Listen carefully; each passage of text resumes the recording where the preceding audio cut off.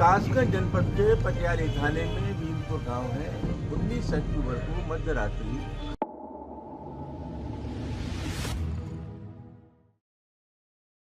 सपा सांसद रामजी लाल सुमन आज यूपी के कासगंज पहुंचे और उत्तर प्रदेश सरकार पर जमकर बरसे। कहा कि प्रदेश में दलितों पर अत्याचार हो रहा है।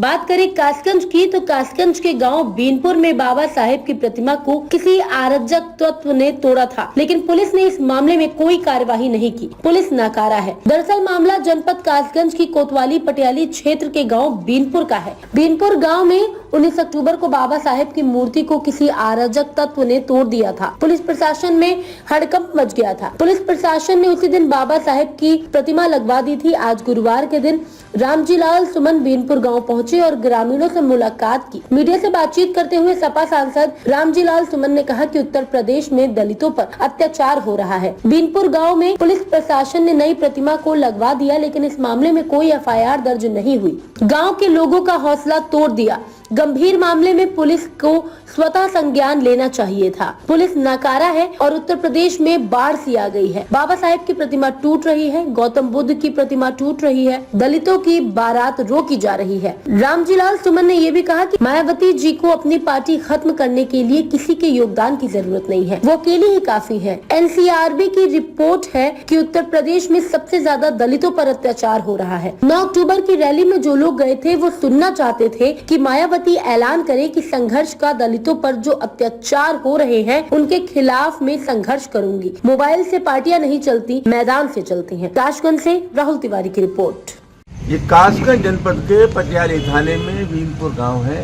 19 अक्टूबर को मध्य रात्रि यहाँ बाबा साहब डॉक्टर अम्बेडकर की प्रतिमा टूटी। तत्काल स्थानीय प्रशासन ने नई प्रतिमा स्थापित कर दी और ये सिलसिला पूरे उत्तर प्रदेश में चल रहा है कि जहाँ भगवान गौतम बुद्ध की और बाबा साहब की प्रतिमाएं टूट रही हैं, वहाँ प्रशासन नई प्रतिमा स्थापित कर देता है। असल सवाल ये है कि इस कुकृत्य के लिए जो गुनहगार हैं उनके खिलाफ प्रभावी कार्रवाई क्यों नहीं की जाती। इस घटना में नहीं हुआ। नई मूर्ति स्थापित कर दी, लेकिन आज तक कोई एफआईआर पंजीकृत नहीं हुई। गांव के लोगों का हौसला तोड़ दिया गया। उनको ये समझा दिया गया कि तुम्हारी नई मूर्ति लग गई, किसी कार्रवाई की आवश्यकता नहीं है। ये बहुत गंभीर मामला है। पुलिस की निष्क्रियता का सवाल है और मैं ऐसा मानता हूं कि गांव के लोगों ने अगर अपराध पंजीकृत नहीं कराया तो इतने गंभीर मामले का पुलिस को स्वतः संज्ञान लेना चाहिए। पूरे उत्तर प्रदेश में बाढ़ सी आई हुई है।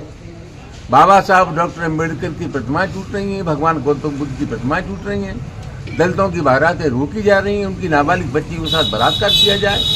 और एनसीआरबी की जो रिपोर्ट है उसके मुताबिक पूरे हिंदुस्तान में दलितों पर सबसे अधिक अत्याचार उत्तर प्रदेश में हो रहे हैं। ये बहुत गंभीर मामला है। और जहाँ तक मेरा अपना सवाल है, मेरा शुरू से ये मानना है कि जब ये घटना की शुरुआत हुई, जहाँ एक जगह बाबा साहब अम्बेडकर की प्रतिमाएं टूटी, वहाँ अगर प्रभावी कार्रवाई हो जाती तो एक संदेश चला जाता और भविष्य में इस हादसे की घटनाओं की पुनरावृत्ति नहीं होती। मुझे लगता है जो गुनहगार हैं, अपराधी हैं, उनको लगता है कि हमारे दिल की सरकार है, ये दलित विरोधी सरकार है। और मैं समझता हूँ पूरी तरह से राज्य सरकार की उदासीनता इन सब चीज़ों के लिए जिम्मेदार है। खासकर पुलिस प्रशासन के लिए क्या कहना चाहोगे यदि उन्होंने अराजक तत्वों पर कोई कार्रवाई नहीं की तो इसका मतलब क्या हुआ? हमें क्या मान के चले? असल सवाल है कि मूर्ति किसने तोड़ी? आप अपराध पंजीकृत कर लेते, अज्ञात अपराध पंजीकृत कर लेते, वो जांच का विषय था, जांच करते। लेकिन अपराध पंजीकृत न करना, उसका स्वतः संज्ञान न लेना, इसका सीधा सीधा मतलब है पुलिस नकारा है और पुलिस अपने गुनाह पर पर्दा डालने की कोशिश कर रही है। अभी फिलहाल में एक जनसभा में मायावती जी ने बीजेपी की तारीफ की, इसमें क्या कहना है?